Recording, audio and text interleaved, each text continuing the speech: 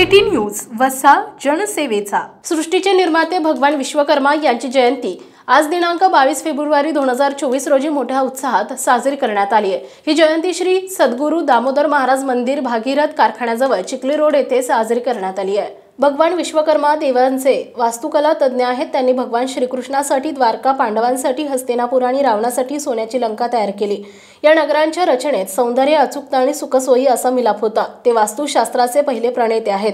विविध कार्यक्रमांना जयंतीची सुरुवात करण्यात आली आहे। सर्वप्रथम जनम प्रवचनकार नानीज धाम राजू महाराज सणांसे यांच्या प्रवचनापासून सुरुवात करण्यात आली। त्यांनी सांगितले की जोपर्यंत आपल्यातला अहंकार जात नाही तोपर्यंत परमेश्वराची प्राप्ती होणार नाही। परमेश्वराची प्राप्ती व्हावी असं वाटत असेल तर देवासारखे वागणे शिकले।